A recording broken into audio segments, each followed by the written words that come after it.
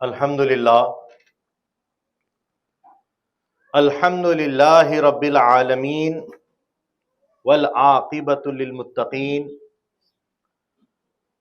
والصلاة والسلام علی سید الانبیاء والمرسلین ثم الصلاة والسلام علی سید الاولیاء الکاملین محمدین خاتمین کریمین صلی اللہ علیہما وعلی آلہما واصحابہما اجمعین من یومنا ھذا الی یوم الدین اما بعد قال اللہ تبارک و تعالی فی القرآن المجید والفرقان الحمید فاعوذ باللہ من الشیطان الرجیم بسم اللہ الرحمن الرحیم انما المؤمنون الذین اذا ذکر اللہ وجلت قلوبهم وقال ایضا الا بذکر اللہ تطمئن القلوب وقال النبی صلی اللہ علیہ وسلم الا وان فی الجسد مضغۃ اذا صلحت صلح الجسد کلہ واذا فسدت فسد الجسد کلہ الا وہی القلب وقال میرا مہدی موعود علیہ السلام دست بکار دل بیار درون دل قطرے غیر حق آیت آرا نفی کنت صدق اللہ العظیم وصدق رسولہ النبی الکریم وصدق المہدی الموعود علیہ الصلاۃ والتسلیم۔ ساری تعریف، ساری حمد و ثنا، ساری کی ساری اچھائیاں، ساری بڑائیاں، ساری کبریائی اس خدائے واحد کے لیے سزاوار ہے جو وحدہ لا شریک ہے، جس کی ذات رب العالمین کی ذات ہے، جس کی ذات رحمان و رحیم کی ذات ہے، جو بادشاہوں کا بادشاہ ہے اور جس کی قدرت مطلقہ ہے، وہی ہے جو زندوں میں سے مردوں کو نکالتا ہے، وہی ہے جو مردے میں سے زندے کو نکالتا ہے، وہی ہے جو دن میں سے رات کو نکالتا ہے، وہی ہے جو رات میں سے دن کو نکالتا ہے۔ وہ رب قدیر، رب کائنات، وہ ہر چیز کا مالک ہے، اس دنیا کا مالک ہے، اس دنیا کے ساتھ کائنات کا مالک ہے، اور آخرت کے دن کا بھی وہی مالک ہے۔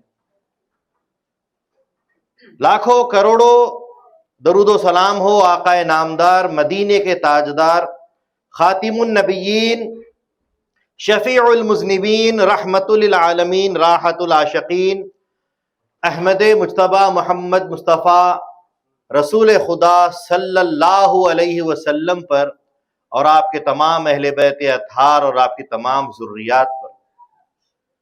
اسی طرح لاکھوں کروڑوں درود و سلام ہو آقا نامدار، فرح کے تاجدار، خاتم ولایت محمدیہ، معصوم عن الخطا، مبین کلام اللہ، خلیفۃ اللہ، ہمسر رسول اللہ، امر اللہ مراد اللہ، حضرت میرا سید محمد جون پوری مہدی موعود علیہ السلام پر اور آپ کے تمام اہل بیت اطہار اور آپ کی تمام ذریات پر۔ محترم و مکرم و معزز حاضرین مجلس، سامعین و سامعات، مفکران قوم مہدویہ، ڈائس پر تشریف فرما مفکرین اکرام، نوجوانان قوم مہدویہ، پیارے عزیز بچوں، السلام علیکم ورحمۃ اللہ وبرکاتہ۔ شاعر کہتا ہے، انداز بیاں گرچہ بڑا شوق نہیں ہے، شاید کہ اتر جائے تیرے دل میں میری بات۔ کوشش کرے گا فقیر کہ اپنے خیال، اپنی بات کو آپ تک پہنچائے، ہماتن گوش ہو کر سننے کی جسارت کریں، کوشش کریں۔ حاضرین گرامی، سب سے پہلے تو میں آپ تمام کو حضور میاں سید محمد جیون پوری مہدی موعود علیہ الصلوۃ والسلام کی میلاد مبارکہ کی 600 سالہ میلاد مبارکہ کی مبارکباد پیش کرتا ہوں، کیونکہ آپ لوگ اس مبارکباد کے اس لحاظ سے بھی حصے دار ہیں کہ آپ مہاجرین اور مسافرین بھی ہیں، اپنے اپنے وطنوں کو چھوڑ کر حق حلال کے جہاد کے اوپر یہاں تشریف لائے ہوئے ہیں۔ ہندوستان کے کئی ایک مقامات سے، حیدرآباد ہو، بنگلور ہو، چنپٹن ہو، کرگاول ہو، بنور ہو، منڈیا ہو، یا پھر آپ کے پنڈیال وغیرہ جتنے بھی مقامات ہیں، گجرات ہے، مہاراشٹر ہے، جہاں سے بھی آئے ہوئے ہیں، اور پھر یہاں پر 7 ایمریٹس کے اندر جہاں جہاں بھی خطوں میں بیٹھے ہوئے ہیں، اور پھر وہاں پر بھی اپنے اپنے بنگلوں میں، گھروں میں جہاں پر بھی پھیلے ہوئے ہیں، تمام یہاں پر ایک جا ہوئے ہیں، ایک جان ہوئے ہیں، اور ایک نام پر، ایک آواز پر یہاں آئے ہیں، وہ مہدی موعود علیہ السلام کا نام۔ یہ ہمارا اتحاد، یہ 7 ایمریٹ سے بھی بڑا اتحاد ہے۔ حاضرین گرامی، اسی اتحاد کے اوپر سے ایک بات آپ کے سامنے، ایک مثال میں پیش کرتا ہوں کہ میں سمجھتا ہوں کہ کوئی ایسا شخص یہاں نہیں ہے جو پان کو نہیں جانتا ہے۔ پان تو ہمارے بزرگان دین کی سنت بھی رہی ہے کہ پیٹ میں دانہ نہ ہو، فاقے میں دن گزرتے ہوں، لیکن اپنے منہ میں پان رکھ کر منہ کی لالی کو بتاتے تھے کہ ہم الحمدللہ اللہ کی طرف سے شکم سیر تھے۔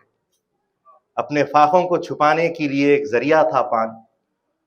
حاضرین گرامی، پان ایک پتے کا نام ہے، لیکن آپ پان کا پتا چابنے سے آپ کا منہ لال نہیں ہوتا۔ پان کے ساتھ کئی ایک چیزیں، لوازمات جڑتی ہیں، خصوصاً 4 چیزیں جب جڑ جاتی ہیں تو وہ مکمل پان بن جاتا ہے، جس کے اندر ایک تاثیر پیدا ہو جاتی ہے۔ ایک ہوتا ہے پان، ایک ہوتی ہے شپیاری، ایک ہوتا ہے چنا، اور ایک ہوتا ہے کتھا۔ چاروں کی حقیقت الگ الگ ہے، چاروں الگ الگ مقامات سے آئے ہیں، جیسا کہ یہاں بہت سارے الگ الگ مقامات سے سب آئے ہیں، چاروں کی حقیقت الگ الگ ہے۔ پان اور اس کا رنگ، اس کا مزہ الگ ہے، سپاری اس کا رنگ، اس کا مزہ الگ ہے، کتھا اس کا رنگ، اس کا مزہ الگ ہے، چونا اس کا رنگ، اس کا مزہ الگ ہے۔ کتھا اتنا نرم ہوتا ہے اور اس کے مقابلے میں، اس کی ضد میں شپاری اتنی ہی سخت ہوتی ہے۔ سب الگ الگ تاثیر رکھنے والے ہوتے ہیں، لیکن جب یہ چاروں ایک جگہ مل جاتے ہیں اور ایک گھر میں داخل ہو جاتے ہیں تو پھر ان کا رنگ بھی ایک ہو جاتا ہے، ان کی تاثیر بھی ایک ہو جاتی ہے، سب کچھ ایک ہو جاتا ہے۔ اسی طریقے سے آپ لوگ بھی ایک پان کی صورت میں اس گھر میں نام مہدی کے اوپر ایک جگہ ہو گئے ہیں۔ انشاءاللہ العزیز یہ رنگ آپ کے تمام کے یہاں پر جب تک ہے قائم رکھے، اور جب تک حیات ہے یہ رنگ اللہ تعالیٰ اتحاد اور اتفاق کا قائم رکھے۔ حاضرین گرامی، آج ہم بات کرتے ہیں قلب اور ذکر کی۔ قلب اور ذکر کی ہم بات کرنے جا رہے ہیں۔ اللہ تعالیٰ نے قرآن پاک میں سورہ انفال کی 3 آیت میں ارشاد فرمایا ہے، مومنوں کے تعلق سے، ایمان والوں کے تعلق سے فرمایا، انما المؤمنون الذین اذا ذکر اللہ وجلت قلوبہم۔ اللہ تعالیٰ فرمایا ہے کہ جب مومنوں کے سامنے اللہ کا نام لیا جاتا ہے تو ان کے دل وجد میں آ جاتے ہیں، ان کے دل کانپنے لگتے ہیں، ان کے دل میں ایک عجیب قسم کا خوف اور گھبراہٹ پیدا ہو جاتی ہے۔ انما المؤمنون الذین اذا ذکر اللہ، بے شک مومن وہ ہے جب ان کے سامنے اللہ کا ذکر کیا جاتا ہے، وجلت قلوبہم، تو ان کے دل وجد میں آ جاتے ہیں، ان کے دل خوف میں، خشیت الہی میں آ جاتے ہیں. اور ایک جگہ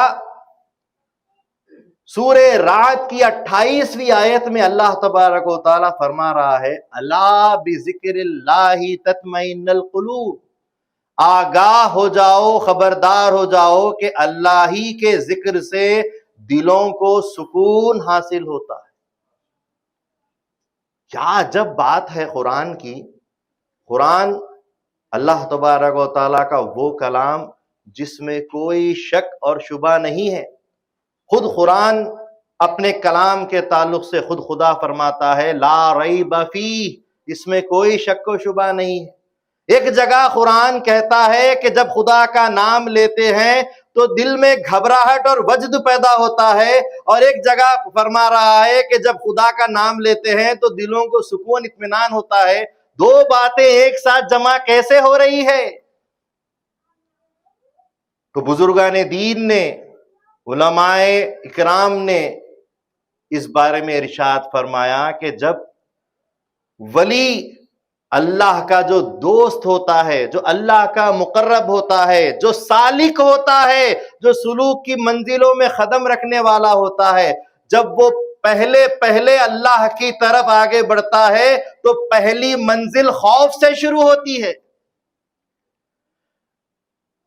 ایمان خوف اور امید کے درمیان کا نام ہوتا ہے. پہلی منزل خوف سے شروع ہوتی ہے. اسی وجہ سے اللہ تعالیٰ نے 20 جگہ ایمان والوں سے فرمایا اتقوا اللہ، اللہ سے ڈرو، اللہ سے ڈرو. یہ قرآن ہدایت کرتا ہے صرف اللہ سے ڈرنے والوں کو. تو اس طریقے سے اللہ کا ذکر جب ابتدا میں اللہ والوں کے سامنے آتا ہے تو ان کو خوف پیدا ہوتا ہے، خشیت الہی ان پر طاری ہو جاتی ہے. کیوں؟ کیونکہ اللہ تعالیٰ نے جو بتایا ہے لا تخشوا الناس واخشونی، لوگوں سے مت ڈرو، مجھ سے ڈرو. تو وہ مجھ سے ڈرو کی تاثیر ان کے اوپر ایسی گھر کر جاتی ہے کہ جب بھی خدا کا نام لیتے ہیں وہ فوراً لرزے میں آتے ہیں. کیوں؟ کیونکہ خدا تعالیٰ کی ذات وہ ذات نہیں ہے کہ جو آسمان میں بیٹھا ہوا ہے، عرش پر بیٹھا ہوا ہے، کسی پردے میں بیٹھا ہوا ہے. خدا کی ذات تو اینما تولوا فثم وجہ اللہ، تم جہاں کہیں چہرہ گھماتے ہو وہاں خدا کی ذات موجود ہے. خدا شہرک سے بھی نزدیک ہے. خدا ہر چیز کو جانتا ہے، سنتا ہے، دیکھتا ہے، ہر چیز سے باخبر ہے. جب ہر چیز سے باخبر ہے تو اس کا نام لینے پر، اس کی موجودگی کا احساس ہونے پر ایک گھبراہٹ، ایک خشیت اللہ والے پر طاری ہوتی ہے. اور اس پہلی منزل کا نام ہے خشیت اللہ، اللہ کا خوف. اور اسی وجہ سے وجلت قلوبہم کا احساس شروع ہوتا ہے کہ دلوں پر ایک وجد، ایک جو سو کیفیت طاری ہوتی ہے.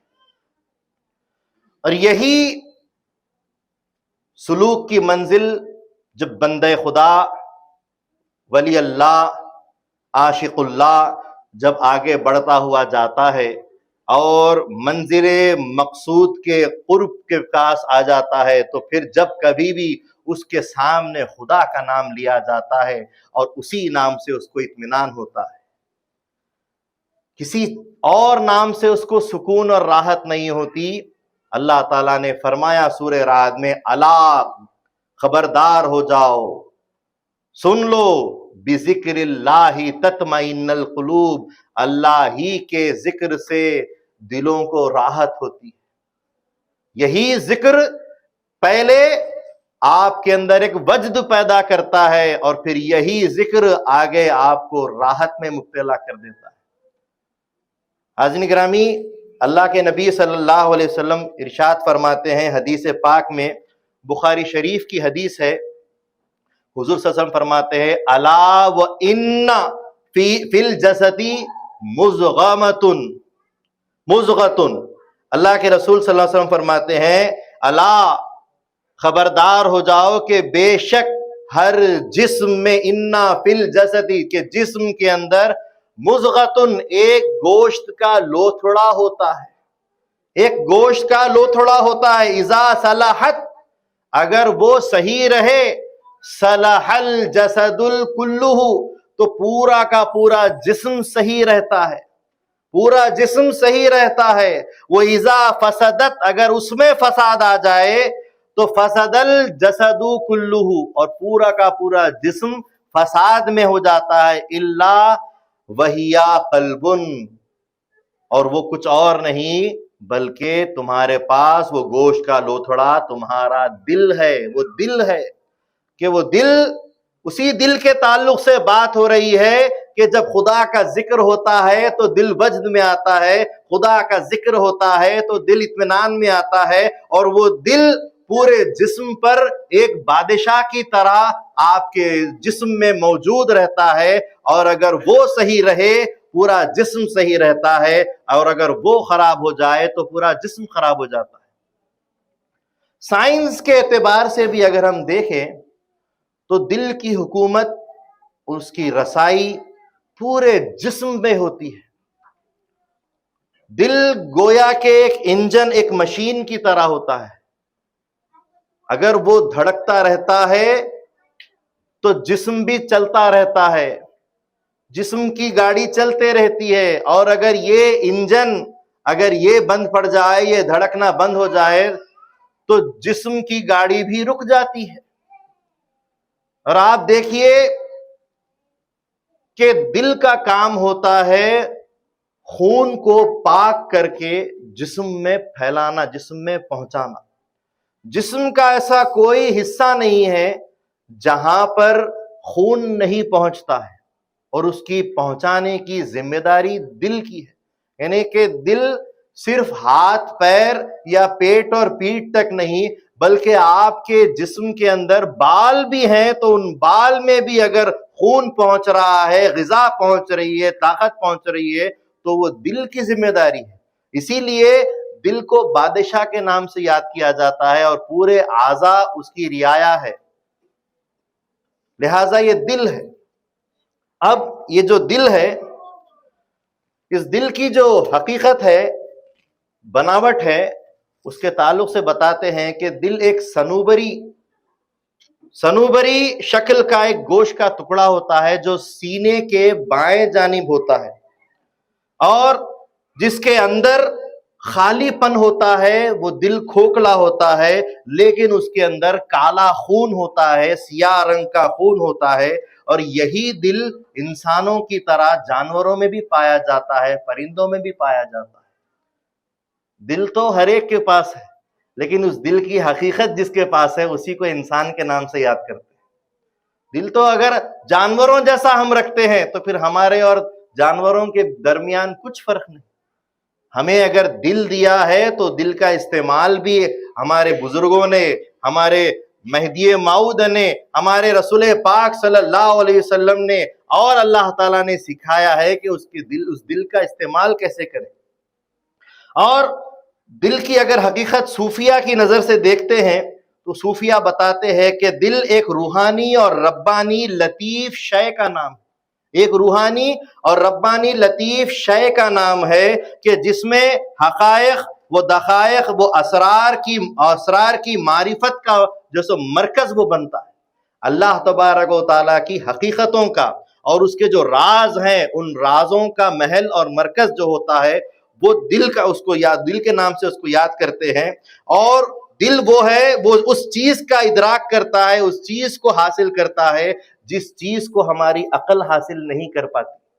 دل اس چیز کو اپنے اندر حاصل کرتا ہے کہ خیال اور فہم جس تک نہیں پہنچتا، اور وہ غیب کی بات ہوتی ہے، وہ غیب کی بات ہوتی ہے، وہ غیب الغیب کی بات ہوتی ہے، وہ نور کی بات ہوتی ہے، نور حقیقی کی بات ہوتی ہے، ایک معرفت کی بات ہوتی ہے. اور یہی حقیقت قلب انسان کے نام سے یاد کیا جاتا ہے. یہ صرف اور صرف انسان کے قلب میں پائی جاتی ہے، یہ دل ہے.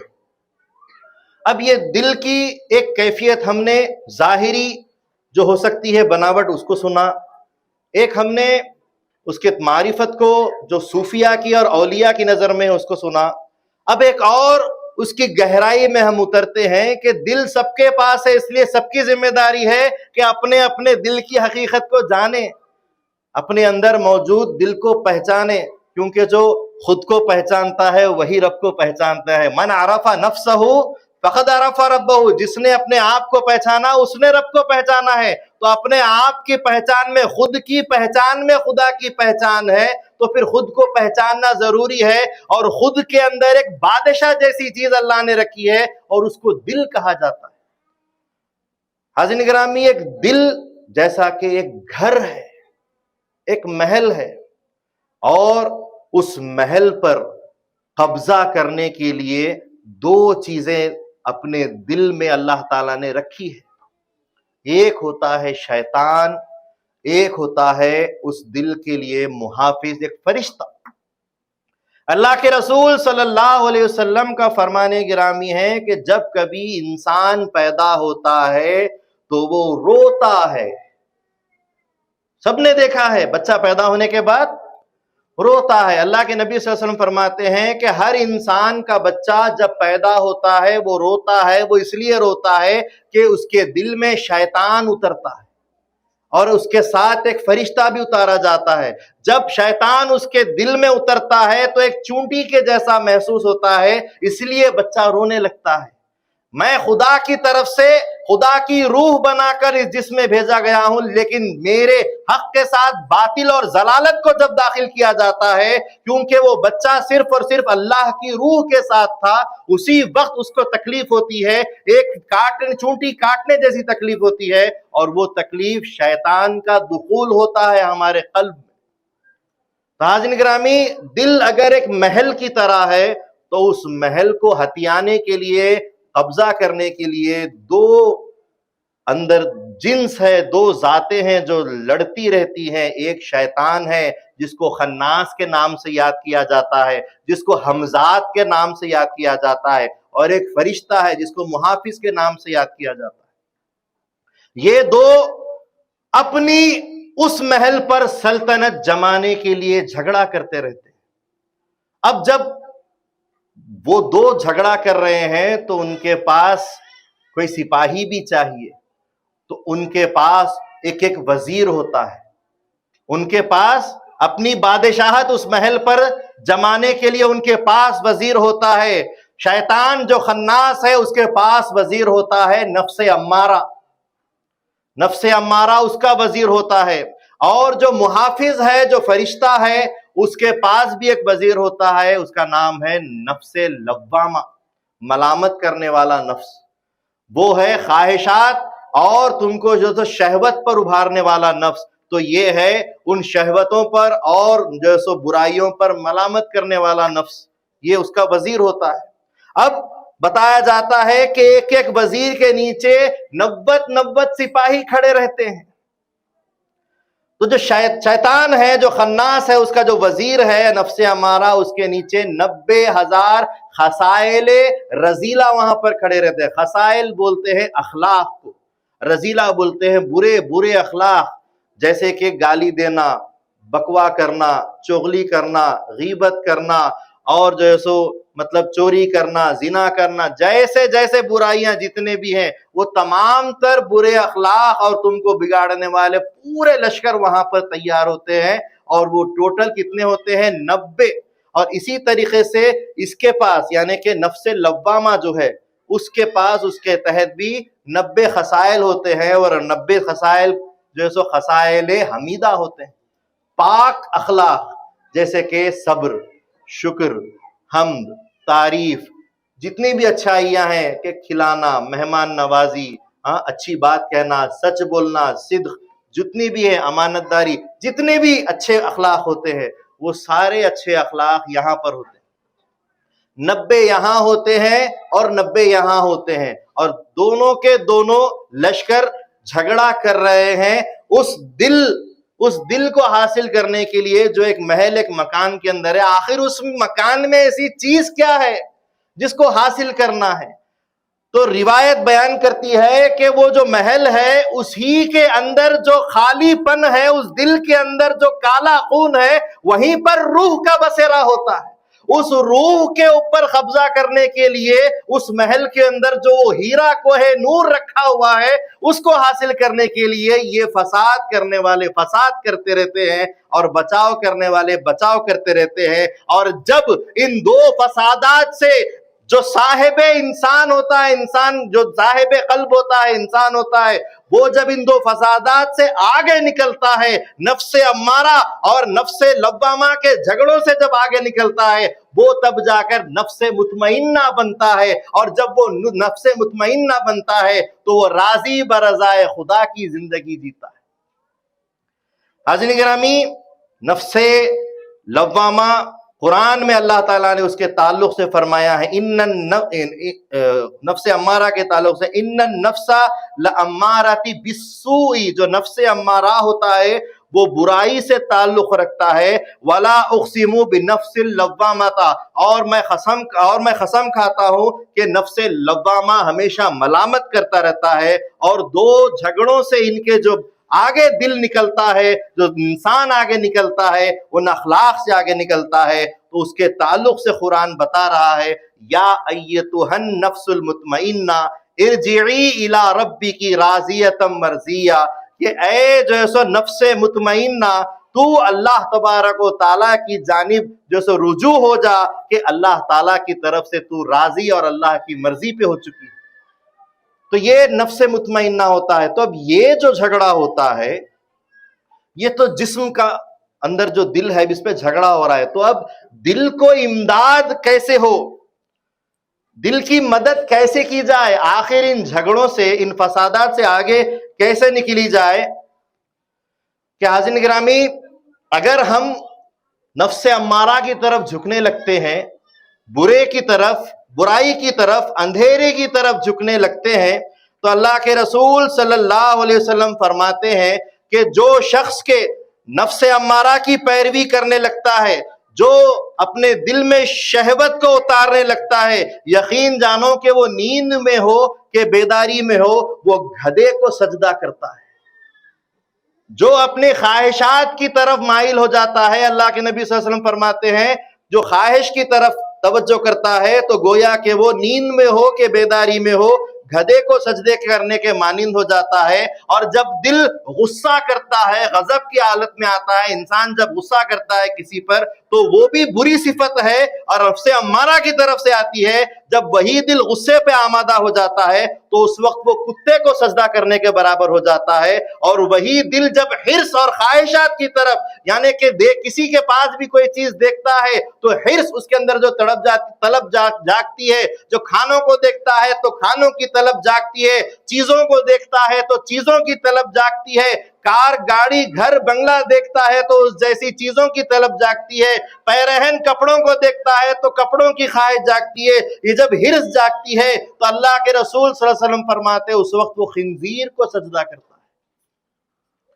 ہمیں تو خدا کو سجدہ کرنے کا حکم دیا گیا ہے، لیکن جب ہمارا نفس، جب ہمارا دل اس طرف جیسا مائل ہو جاتا ہے تو گویا کہ ہم اللہ تبارک و تعالیٰ کے ان سب سے زیادہ جیسو رذیلہ جانوروں کی طرف سجدہ کرنے والے ہو جاتے ہیں۔ کیوں؟ کیونکہ ہم اپنے خواہشات کی طرف، اس نفس امارہ کی طرف چلے جاتے ہیں، اور اسی طریقے سے جب ان چیزوں میں ہم ملوث رہتے ہیں تو دل کے اوپر ان کے کالے دھبے پڑنا شروع ہو جاتے ہیں، اور دل کے اندر اندھیرا بڑھنا شروع ہو جاتا ہے، یہاں تک کہ وہ جو فرشتہ اور اس کا لشکر ہے، وہ جو نفس لوامہ کا معاملہ ہے، اس کے لیے وہاں پر جو سو رہنا دشوار ہو جاتا ہے۔ ہوتے ہوتے دل پورا سیاہ، پورا کالا ہونے لگتا ہے، اور ایک نقطہ، صرف ایک نقطہ پورے دل میں، ایک جو سو پوائنٹ خالی رکھ دیا جاتا ہے، جہاں پر ایک چھوٹی سی روشنی، جیسا کہ ہم آسمان میں ایک چھوٹا سا تارا کبھی دیکھتے ہیں، بہت گہرائی سے دیکھتے ہیں تو وہ بھی تھوڑی تھوڑی چمک رکھتا ہے، اتنا پوائنٹ وہ رہ جاتا ہے۔ کیوں رہ جاتا ہے؟ کہ اللہ تعالیٰ کی طرف سے کبھی نہ کبھی امید کی کرن جو سو جاگ سکتی ہے، وہی امید کی کرن لے کر وہ جو سو آپ کے دل میں مرنے دم تک رہتا ہے کہ کب یہ توبہ کرے، اور فوراً سے اس روشنی میں جو سو ابال آ جائے اور روشنی بڑھنے لگے، یہاں تک کہ پورا دل کالا ہو جاتا ہے۔ اور یقین مانیے یہ جو زنگ لگا ہے، یہ جو کالک لگی ہے، یہ بھی دور ہوتی ہے۔ جس طریقے سے لوہے کو زنگ لگتا ہے تو اس کے بھی زنگ کو دور کرنے کا علاج دنیا رکھتی ہے۔ جب دل کو زنگ لگتا ہے تو اس زنگ کو بھی پاک کرنے کا علاج رسول پاک صلی اللہ علیہ وسلم نے فرمایا، حضور نے فرمایا کہ دل کے زنگ کو پاک کرنے کا علاج یہ ہے کہ موت کو یاد کرو اور اللہ تبارک و تعالیٰ کا صبح و شام ذکر کیا کرو۔ ذکر خدا ہی سے دلوں کو مانجا جاتا ہے، جیسے کہ کسی برتن کو چمکانے کے لیے، کوئی آلے کو چمکانے کے لیے اس کی اشیاء استعمال کی جاتی ہے تو اس کے اندر جو سو چمک آ جاتی ہے، اسی طرح دل کے برتن کو چمکانے کے لیے بھی ذکر کا جو سو ذریعہ استعمال کیا جانا چاہیے، اور اسی سے دل کا برتن چمکنے لگتا ہے اور موت کو، اپنی آخرت کو یاد کرنا چاہیے، اسی سے جو سو دل کے اندر روشنی بڑھتی جاتی ہے۔ حاضرین گرامی، اسی طریقے سے دل کی 3 قسمیں ہوتی ہیں۔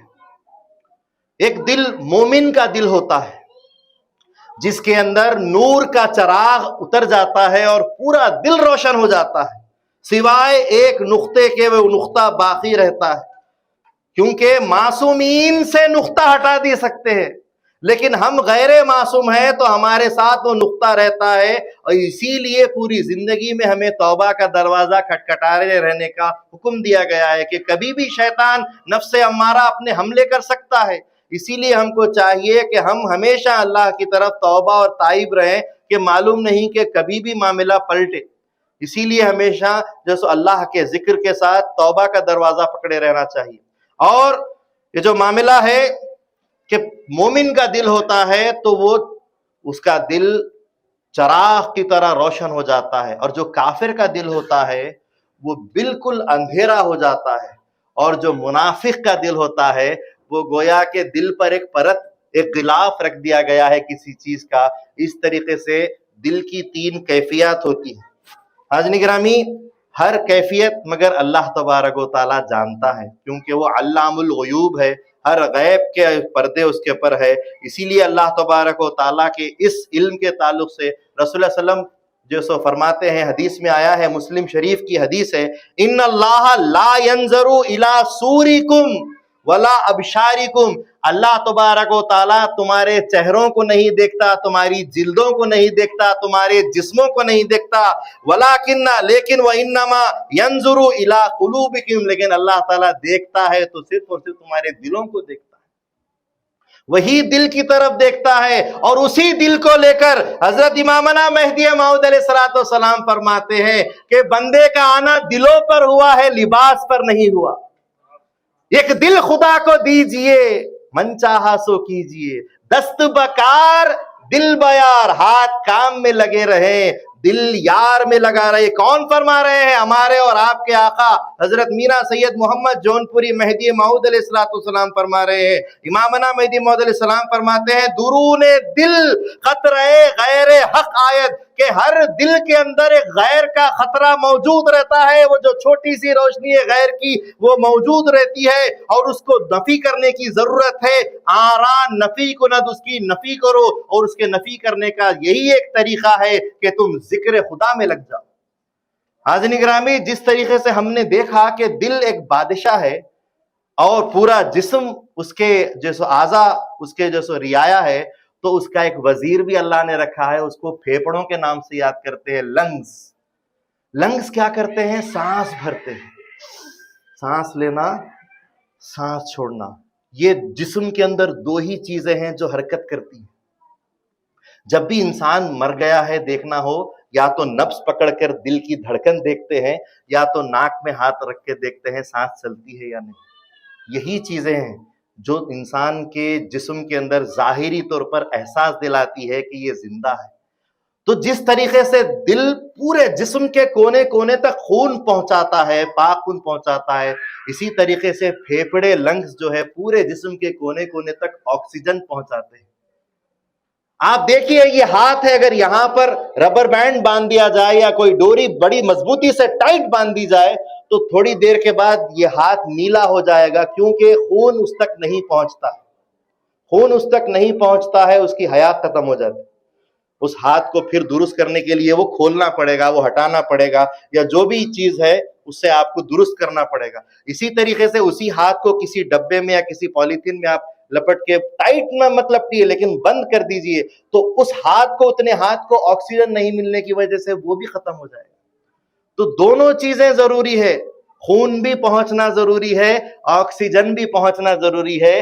تو خون جو پہنچانے والا ہے وہ دل ہے، اور آکسیجن جو پہنچانے والی چیز ہے وہ لنگس ہے، اور یہی لنگس میں اللہ تبارک و تعالیٰ نے اسی لنگس کو وزیر بنایا ہے دل کا، اور یہ لنگس مدد کرتے ہیں دل کی کہ سانسیں بھرتے ہیں، اور اگر مسلمان ہیں ان سانسوں میں اللہ کا ذکر بھرتا ہے، اور جب اللہ کا ذکر سانسوں میں جاتا ہے اس وزیر کی طرف سے پورے اعضاء مدد کرتے ہیں کہ آپ جب ذکر اللہ میں بیٹھتے ہیں تو ہماتن پورا جسم آپ کا اللہ کے ذکر میں ہوتا ہے، کیونکہ سانسیں جو بڑھتی ہے وہ بھڑکتی ہے، اور بھڑکتے بھڑکتے پورے جسم میں ایک شعلہ بناتی ہے، اور وہ پورا شعلہ آپ کو دل کی طرف توجہ دلاتا ہے، اور دل کی امداد ہوتی ہے، دل مضبوط ہو جاتا ہے۔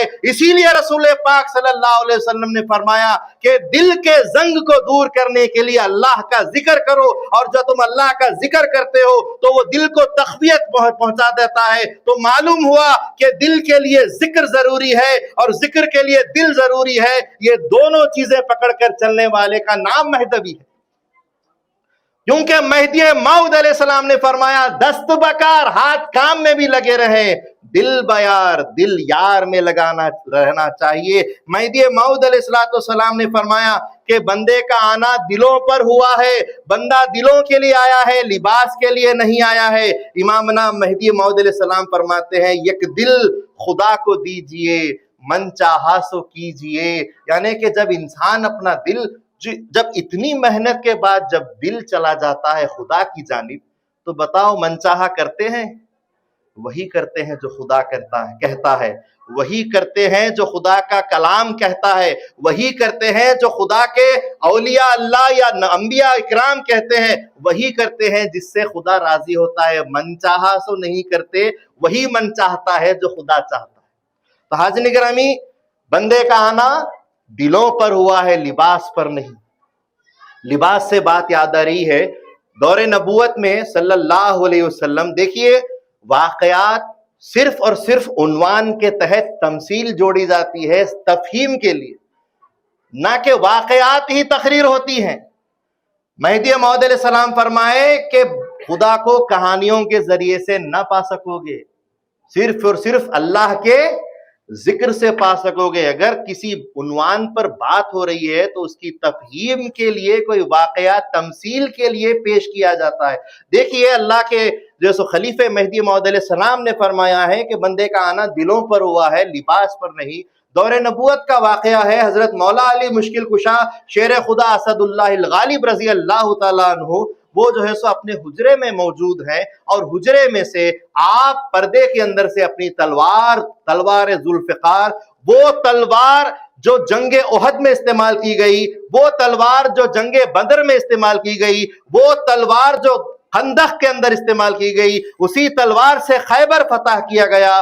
وہ تلوار آپ کی جو سب سے نزدیک آپ کی پسندیدہ ہے، جس کو تلوار ذوالفقار کے نام سے یاد کیا جاتا ہے، تو وہ تلوار آپ اپنی باہر نکالتے ہیں پردے کے، اور نکال کر کہتے ہیں کوئی 2 سکے میں میری تلوار خریدنا چاہتا ہے تو میں بیچنے کے لیے تیار ہوں۔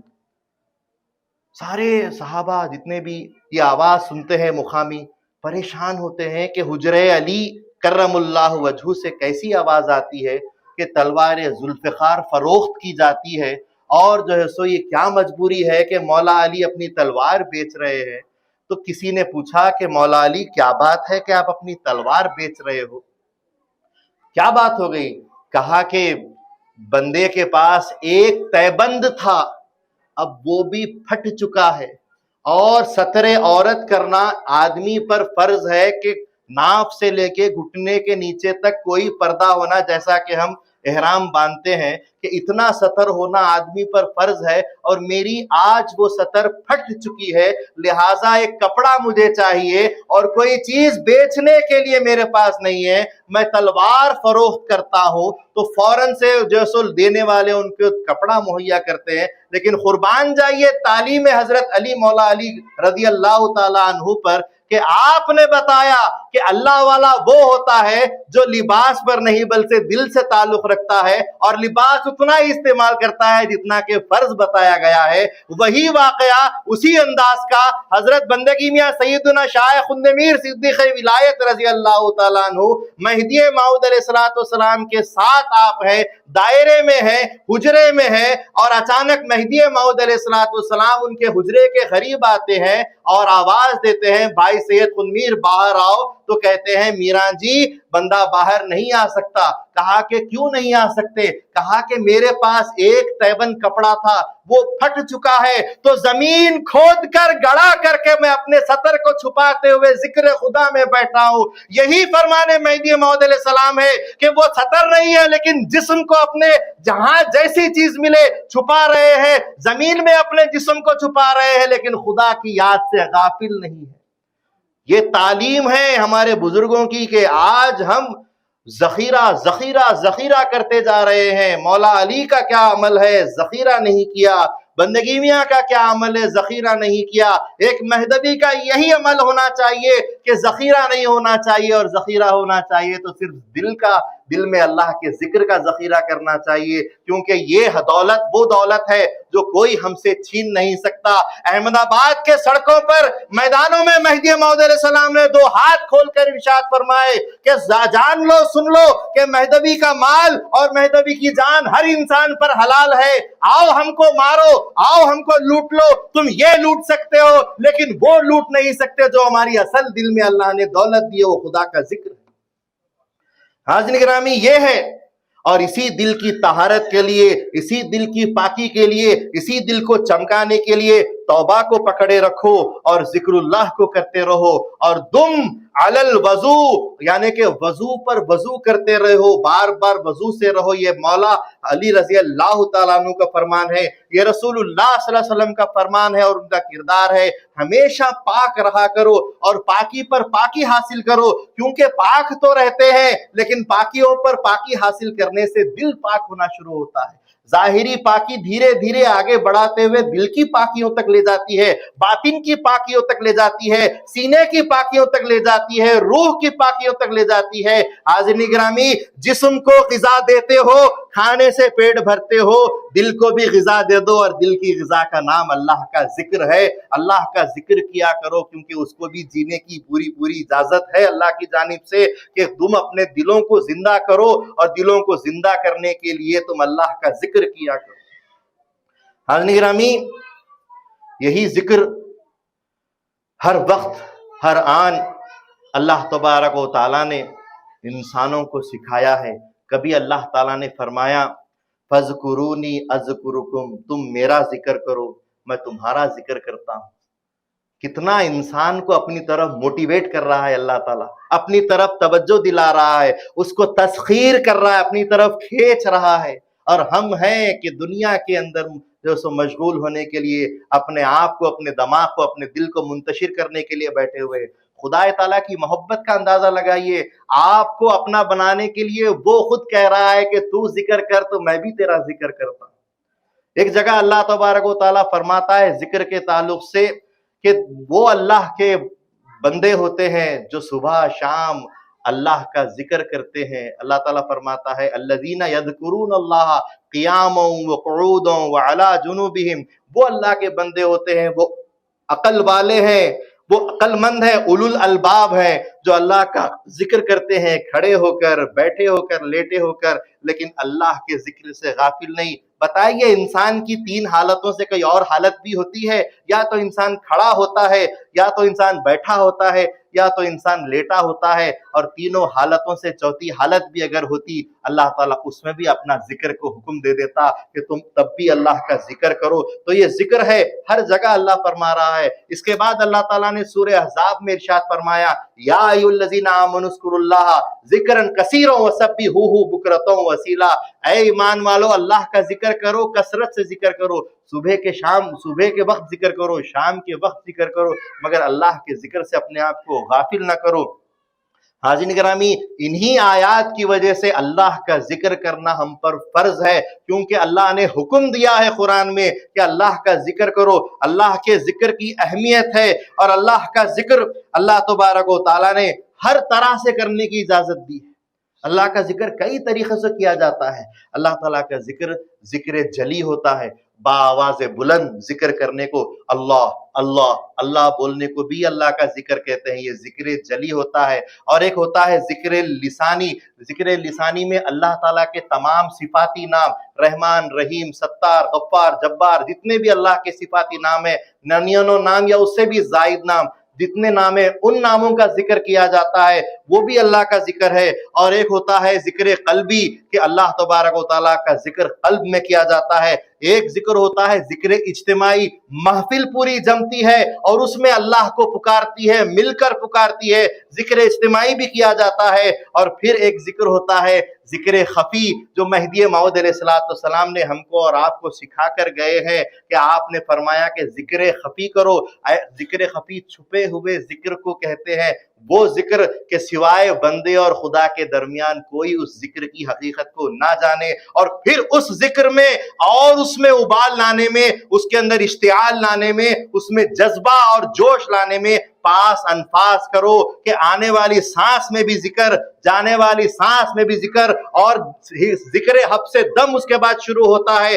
آپ اپنے مرشدین سے ذکر کی تعلیم لیجئے، خالی ذکر کرنے کا، لا الہ الا اللہ کا ذکر نہیں ہے، بلکہ ذکر میں ذکر پاس انفاس بھی ہے، پھر ذکر حب سے دم بھی ہے۔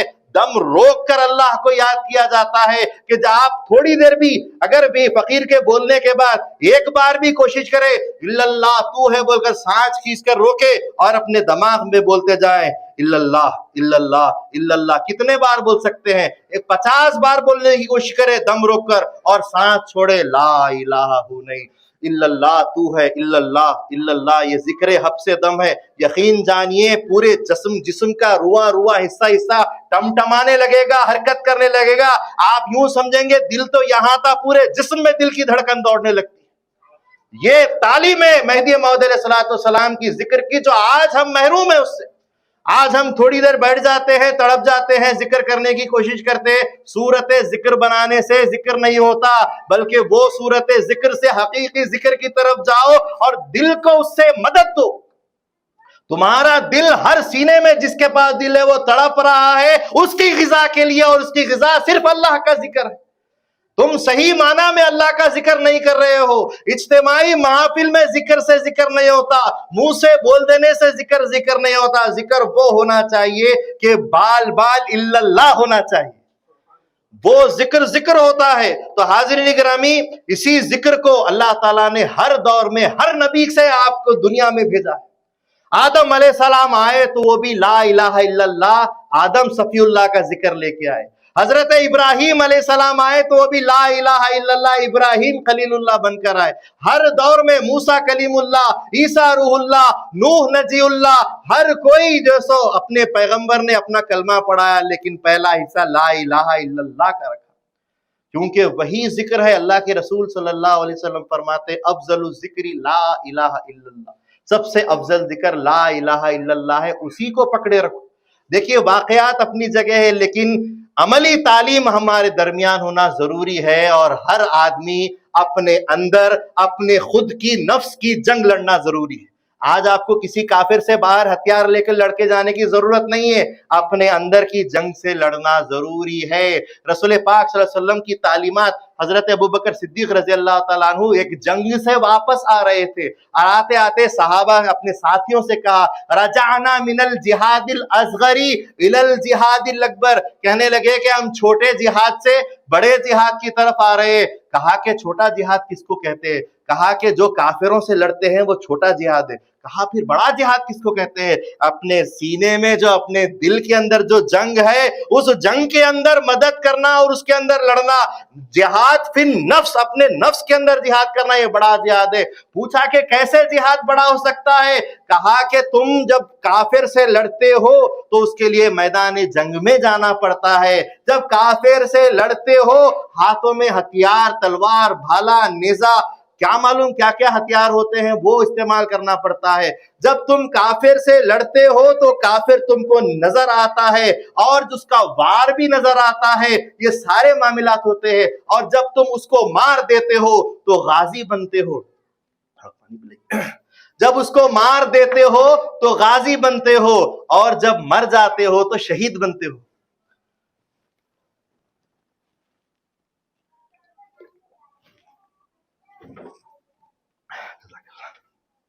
جب مار دیتے ہو تو غازی بنتے ہو، جب مر جاتے ہو تو شہید ہو جاتے ہو۔ لیکن جب تم نفس کے ساتھ جہاد کرتے ہو تو کافر تو نظر آتا تھا، نفس نظر نہیں آتا، نفس امارہ نظر نہیں آتا، اس کا لشکر نظر نہیں آتا۔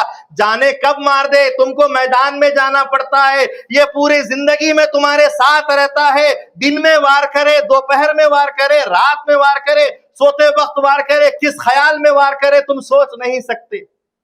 اور اس سے لڑنے کے لیے جب تم جاتے ہو تو تمہارے پاس ہتھیار ہوتے ہیں، اس کے ہتھیار ہوتے ہیں، دکھتے ہیں، وار ہوتا ہے، بچتے ہو، لیکن اس کا وار، اس کا ہتھیار دکھتا نہیں، کب وار ہو جائے، کب وار پڑ جائے معلوم نہیں ہوتا۔ اور وہاں مرے تو بھی چلے گا، وہاں جی کر آؤ تو چلے گا، یہاں تو جینا ہی پڑے گا، بچنا ہی پڑے گا، اور یہاں اس سے مر جاؤ گے تو پھر ایمان ختم، ایمان سلب ہو جاتا ہے کہ یہی تو سب سے بڑا جہاد ہے۔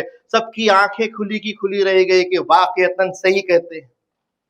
تو اللہ کا ذکر سب سے بڑا ہتھیار ہے، ہماری اس جنگ میں اللہ کا ذکر سب سے بڑا ہتھیار ہے۔ تو اب ہم کو چاہیے کہ اس ہتھیار کا صحیح استعمال کرے، صحیح اس کو پکڑے رکھے۔ حضرت موسیٰ علیہ السلام اللہ کے کلیم اللہ طور پر گئے، اللہ تعالیٰ سے کہا، اے باری تعالیٰ، اے باری تعالیٰ، میں تیرا کلیم ہوں، میں کلیم اللہ ہوں، مجھے تو ذکر عطا کر۔ اللہ تعالیٰ نے فرمایا لا الہ الا اللہ۔ کہا یہ تو ہر نبی کا ذکر ہے، ہر پیغمبر کا ذکر ہے، ہر رسول کا ذکر ہے، میں تیرا کلیم ہوں، مجھے بات کرنے کی، کلام کرنے کی، تجھ سے جو خاص انسیت، خاص محبت اور خاص خصوصیت جو دی گئی ہے اس کے طفیل کوئی اور ذکر بھی ہے تو مجھے دے دے۔ اللہ تعالیٰ نے فرمایا یہی ذکر سب سے بہتر ذکر ہے، اسی کو پکڑ لو۔ کہا کہ اے باری تعالیٰ، پکڑتا تو ہوں، کرتا تو ہوں، لا الہ الا اللہ کا ورد میں کرتا تو ہوں، ساتھ میں کوئی اور ورد بھی دے دے تاکہ میری کلیم ہونے کی خصوصیت میں کچھ اور چار چاند لگ جائے۔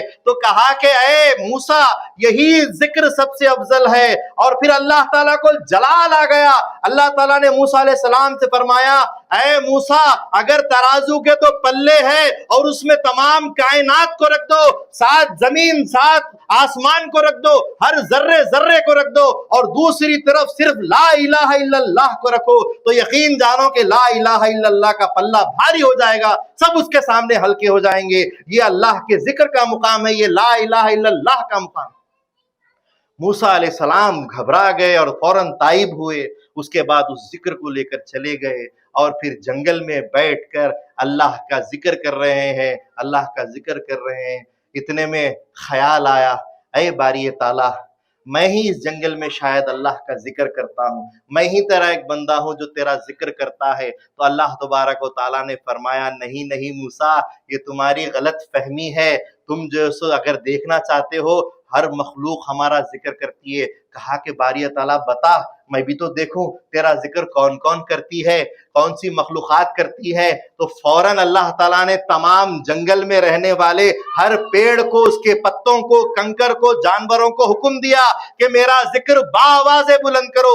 جب موسیٰ علیہ السلام نے سنا تو پورا جنگل اللہ کے ذکر سے گونج اٹھا۔ موسیٰ علیہ السلام سجدے میں چلے گئے، باری تعالیٰ تیری حقیقت اور تیرے ذکر کی حقیقت کو میں واقعتاً نہیں جانتا تھا، آج پتا چل گیا ہے کہ ہر شے تیرا ذکر کرتی ہے۔ جب ہر شے ذکر اللہ کا کرتی ہے تو ہم انسان اشرف المخلوقات ہے، ہر مخلوق سے افضل ہم ہے، اور ہم ہی اگر اللہ کا ذکر نہیں کرتے تو کس بات پہ اشرف ہونے کا ہمیں شرف حاصل ہے؟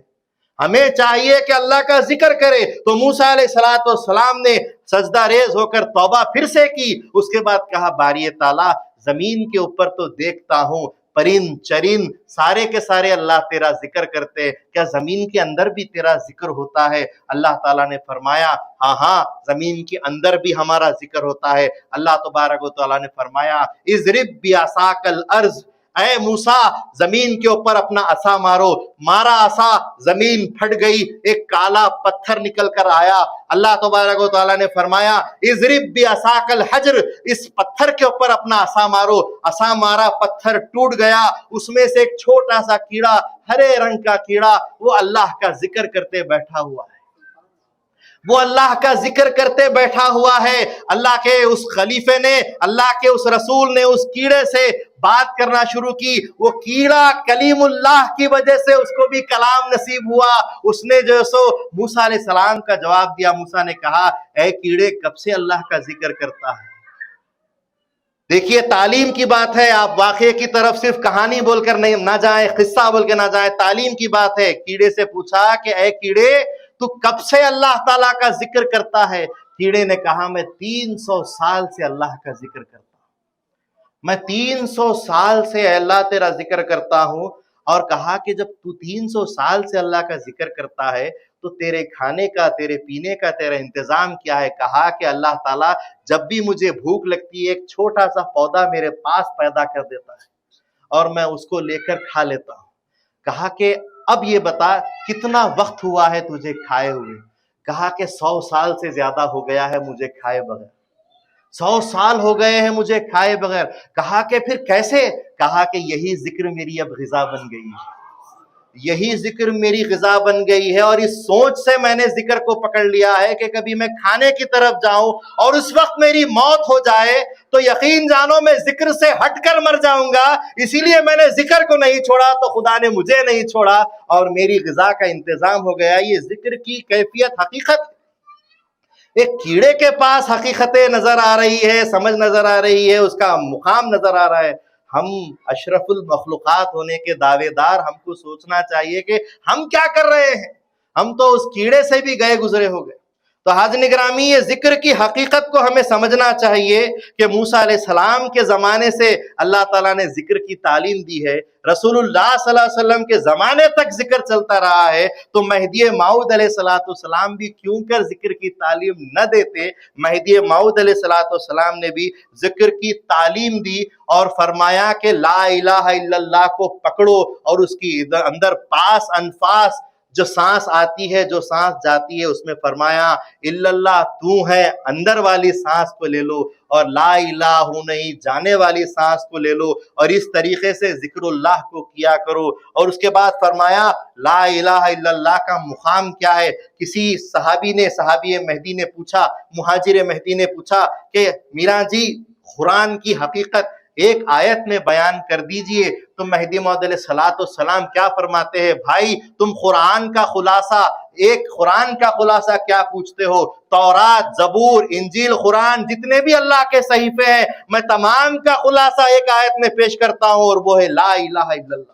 کیا سمجھتے ہو تم لا الہ الا اللہ کو؟ مہدی موعود علیہ السلام نے فرمایا کہ لا الہ الا اللہ کے 4 مقام ہیں۔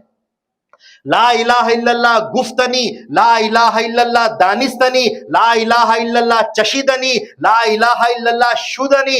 یہ مقامات کیا ہے؟ یہ مقامات جبروت، ملکوت، لاہوت اور ہاہوت کے مقامات ہے۔ یہ مقامات کیا ہے؟ یہ فنا فی شیخ، فنا فی رسول، فنا فی اللہ، بقا باللہ کے مقامات ہے، اور یہ تمام مقامات آپ کو لا الہ الا اللہ کے ہی وسیلے سے ہوں گے۔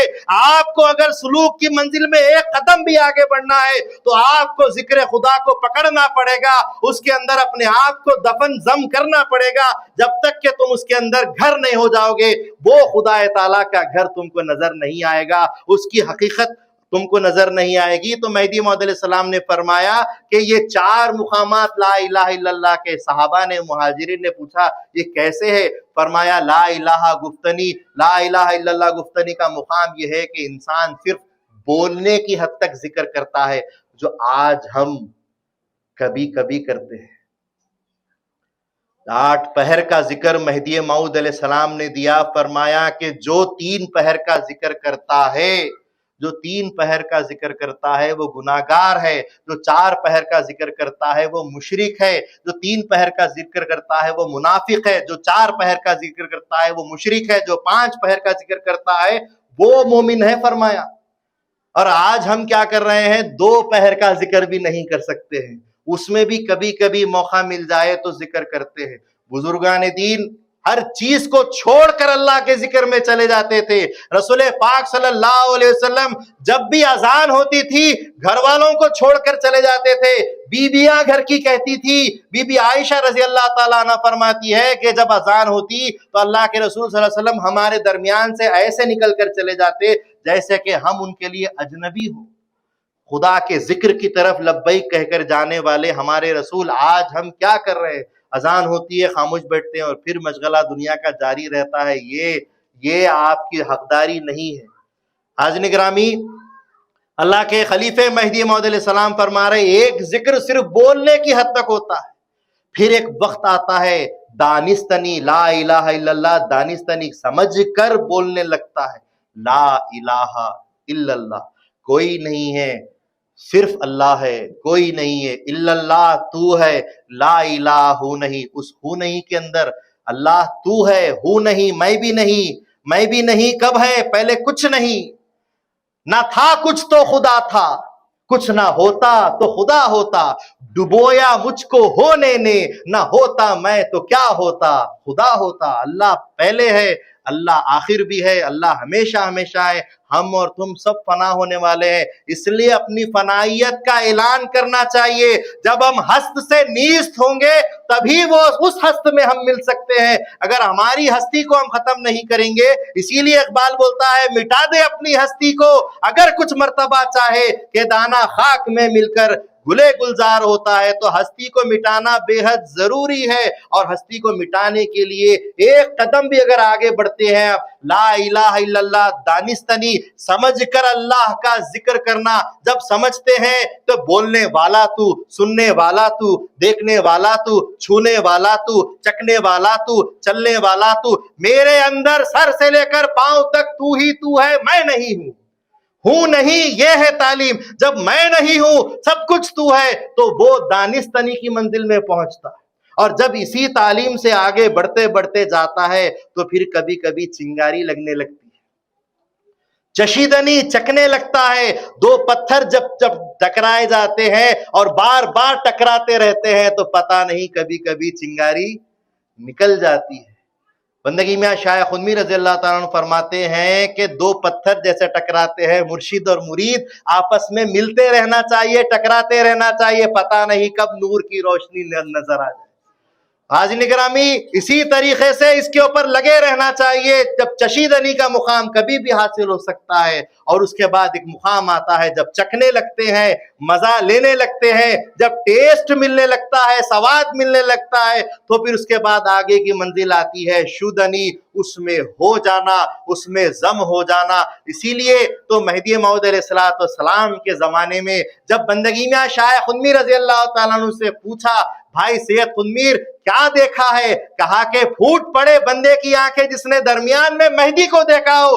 بندے نے اپنے خدا کو دیکھا ہے، کیونکہ خدا را خدا بینت، جو خدا ہو سو خدا کو دیکھے. یعنی کہ خدا تعالیٰ کے ذات میں ضم ہونا، اور اس کا طریقہ لا الہ الا اللہ سے شروع ہوتا ہے. اس کا طریقہ کوئی ایسے ہی آ کر نظر ڈال دے گا آپ کو خدا ملے گا، نہیں، آپ لگے رہنا چاہیے. بندگی میں 3 سال کی عمر سے خدا کی طرف لگے ہوئے تھے. 6 سال کی عمر میں جب بڑے بڑے عہدیدار بیٹھتے اور کہتے آپ کو کیا ہونا ہے، بڑے ہو کر کیا بننا ہے، بولتے ہم نے اپنے خدا کو دیکھا ہے، ہم نوکری بھی اپنے خدا کی کریں گے.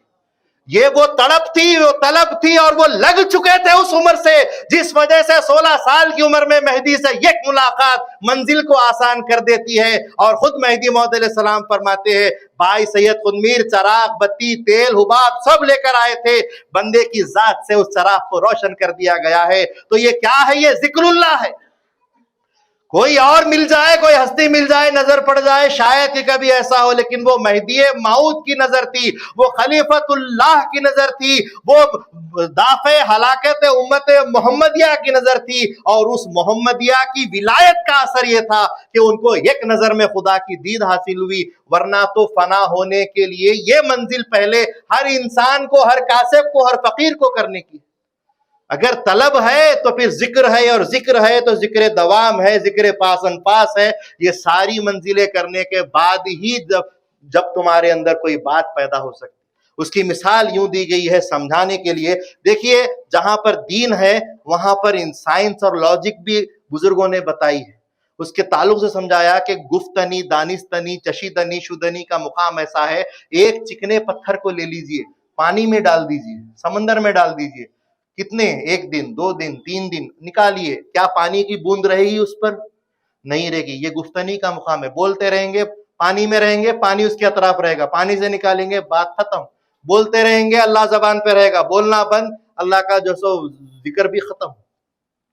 اس کے بعد اسی پتھر کو, اسی چکنے پتھر کو جب آپ آگ میں ڈال دیتے ہیں تو وہ پتھر جب آگ میں 1 دن 2 دن رہتا ہے تو اس پتھر کے آپ باہر نکالو تو اس کے اندر گرمی رہے گی, وہ پتھر گرم رہے گا. اگر اس کے اوپر کوئی چیز پکا دی جائے تو وہ پکا بھی سکتا ہے, اتنا گرم ہو جائے, لیکن دھیرے دھیرے ایک وقت کے بعد اس کی گرمی چلی جائے گی. یعنی کہ پانی میں تھا تو پانی کا ایک لمحے کا اثر نہیں ہوا, لیکن جب دانستنی کا مقام آیا تو اس کے اندر ایک قسم کی عشق کی گرمی آئی. اور پھر اس کے بعد اگر پتھر کو ہٹا کر ہم لوہے کو لیتے ہیں اور آگ میں ڈالتے ہیں تو جب لوہا 2-3 دن اگر اس میں رکھ دیا جائے, آگ میں رکھ دیا جائے, تو ہوتا کیا ہے, اس کے اندر بھی آگ بننا شروع ہو جاتی ہے اور پھر دھیرے دھیرے وہ خود آگ ہو جاتا ہے. اور جب ہم اس کو باہر نکالتے ہیں تو وہ آگ ہی بنا ہوا ہوتا ہے. اگر اس کے ساتھ کوئی چیز لگ جائے, چھو جائے تو وہ جلا دیتا ہے جیسا کہ آگ جلا دیتی ہے. تو یہ کیا ہے, یہ چشیدنی کا مقام ہے, ایک مقام اور آگے بڑھ گیا ہے. عشق کی آگ میں ایک اور مقام, ایک منزل اور آگے اس نے جو سو پالی ہے, تو یہ چشیدنی کا مقام ہے. اس کے بعد اب لوہے کو ہٹا دیجئے, لکڑی کو لے لیجئے اور آگ میں ڈال دیجئے, اور اس کے بعد 1 دن کیا آپ 1 گھنٹے کے بعد نکالنے کی کوشش کریں تو فوراً آپ کے ہاتھ میں صرف اور صرف آگ آئے گی اور اس کے بعد راکھ آئے گی, کوئی چیز آپ کے ہاتھ میں نہیں آئے گی. یہ شودنی کا مقام. تو یہ لا الہ الا اللہ کے مقامات ہے جو اللہ کے رسول صلی اللہ علیہ وسلم نے بھی فرمائے ہیں, جو مہدی موعود علیہ السلام نے بھی فرمائے ہیں, جو تورات, زبور, انجیل اور قرآن کا بھی جو سو فرمان ہے. حاضرین گرامی, صحابہ نے ایسی ہی چیزوں کو لے کر اللہ کو حاصل کیا ہے. حضرت مروان ایک بہت زبردست رسول پاک صلی اللہ علیہ وسلم کے بعد کے زمانے کے, صحابہ کے زمانے کے دور کے تھے, اور ایک جو سو یمن کے مقام پر آپ رہتے تھے. شرابیوں کے بیچ میں بیٹھ کر گانا بجانا اور گانا یہ ان کا کام تھا. حضرت عبداللہ ابن زبیر رضی اللہ تعالیٰ عنہ صحابی رسول ایک بار یمن کا دورہ کرنے کے لیے گئے تو رات میں آپ کو گانوں کی آواز آنے لگی تو آپ چلنے لگتے ہیں اور جگہ پر پہنچتے ہیں جہاں یہ تماشا ہو رہا تھا.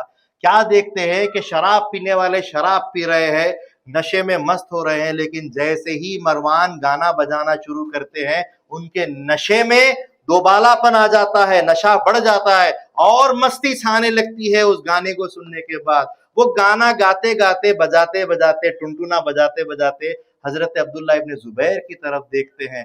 حضرت عبداللہ ابن زبیر اور وہ ایک دوسرے کی نظریں ان سے ملتی ہے, اور وہ ایک اچانک نظر ملنے کے بعد افسوس کرتے ہیں کہ میں نے اس کو دیکھا کیوں, اس نے مجھے دیکھا کیوں. فوراً چلے جاتے ہیں. وہ اپنا گانا بجانا مکمل کرتا ہے, لوگوں سے پوچھنے لگتا ہے کہ وہ ذات کون تھی. لوگ بتاتے ہیں کہ وہ صحابی رسول عبداللہ ابن زبیر تھے. کہا کہ کیا ہے, تو بولے وہ مسلمان ہے, وہ حضور کے صحابی ہے, وہ مسلمان ہے. کہا کہ انہوں نے مجھے حقارت سے کیوں دیکھا, میں تو سب سے بہتر کام کر رہا تھا, ایک الگ ہی نشہ پیدا کر رہا تھا, ایک سما باندھ رہا تھا, لیکن انہوں نے مجھے حقارت سے کیوں دیکھا. کہا کہ ہم کو نہیں پتا, ان سے ہی پوچھو. ڈھونڈتے ڈھونڈتے ان کے پاس پہنچے اور پہنچ کے بعد پوچھے کہ آپ نے ایسی حرکت میرے ساتھ کیوں کی.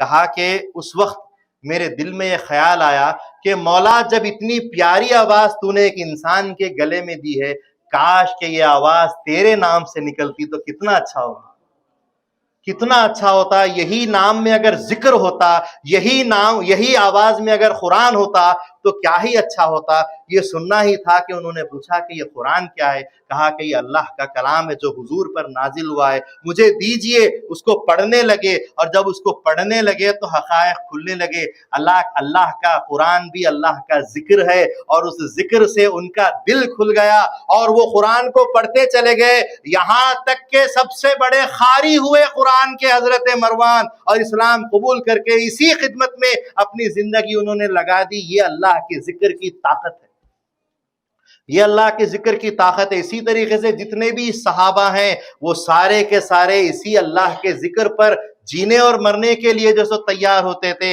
حضرت بلال حبشی ان کو گلے کے اندر رسی ڈال کر کھینچا جا رہا ہے, پیٹھ پر کوڑے مار مار کر ان کو جلتی ہوئی ریت پر لٹا دیا جاتا ہے. وہ دل جہاں عشق رسول بسایا ہے, قرآن کا کلام بسایا ہے, اس کے اوپر بڑا پتھر رکھ کر, وزنی پتھر رکھ کے دن میں سزائیں دی جا رہی ہے. اور جب حضور جاتے ہیں پکارتے ہیں یا رسول اللہ مدد, یا رسول اللہ مدد, حضور فرماتے ہیں اللہ کا نام لیتے جاؤ, ذکر اللہ کرتے جاؤ. جب حضور جاتے ہیں تو ان کی زبان پر ذکر اللہ جاری ہو جاتا ہے. لا الہ الا اللہ, لا الہ الا اللہ مارنا پیٹنا چالو ہے, جاری ہے, لیکن زبان سے ذکر نہیں ہٹتا. کہتے ہیں کہ چھوڑ دو تو ہم بھی چھوڑ دیں گے. کہا کہ حکم رسول ہو گیا ہے کہ ذکر کو نہ چھوڑنا. اب میں ذکر کو ہرگز نہ چھوڑوں گا, چاہے تو میری جان لے لے, ذکر جاری ہے. وہاں اللہ کے نبی صلی اللہ علیہ وسلم ابو بکر صدیق اور صحابہ کے سامنے کہتے ہیں کوئی تو میرے عاشق کی جان بچا لے, کوئی تو میرے عاشق کو بچا لے. ابو بکر صدیق جو کچھ بھی گھر میں تھا سمیٹ لیتے ہیں اور اس کے آقا کے پاس جاتے ہیں, کیا پیسے مانگتا ہے میں دینے کے لیے تیار ہوں. بلال کو آزاد کر دے. تو ایک بڑی موٹی رقم اس نے مانگی, انہوں نے دے دی, بلال کو آزاد کیا. اور رسول پاک صلی اللہ علیہ وسلم جو محبوب خدا ہے, خدا جن کو اپنا محبوب بنایا ہے, اس محبوب کی تمنا کو پورا کیا گیا. تو حضرت بلال حبشی کو دیکھتے ہی رسول پاک صلی اللہ علیہ وسلم خوش ہو جاتے ہیں. ہوا یہ کہ اللہ کا ذکر جہاں جاری ہوتا ہے اللہ کی مدد وہاں آ ہی جاتی ہے, اللہ کی مدد وہاں آ ہی جاتی ہے.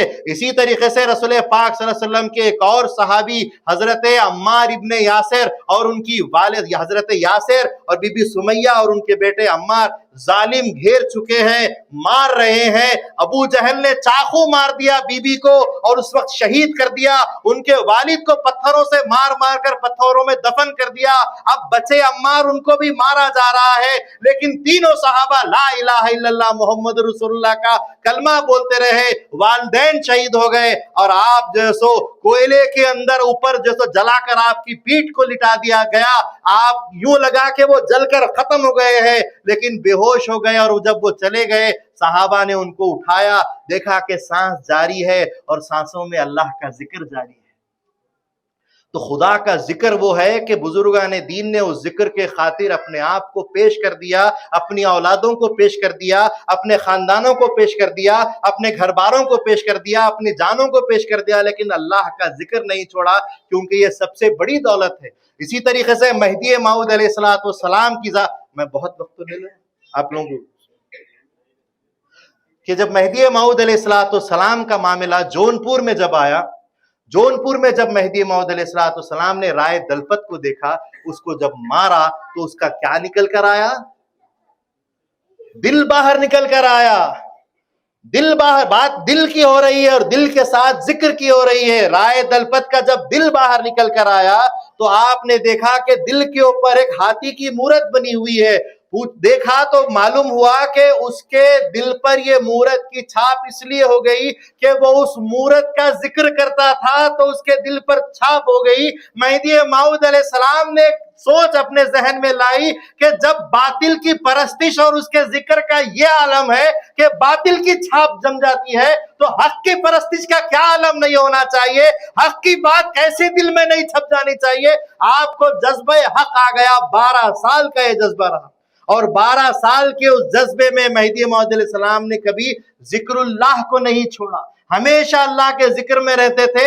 اور جو فرائض ہے 5 وقت کی نماز, اس وقت آپ کو اللہ کی طرف سے جذبے سے باہر لا دیا جاتا, ہوش میں آ جاتے, وضو کے لیے پانی مانگتے, نماز پڑھتے, اور پھر جذبے میں 12 سال تک آئیے چلتا رہا.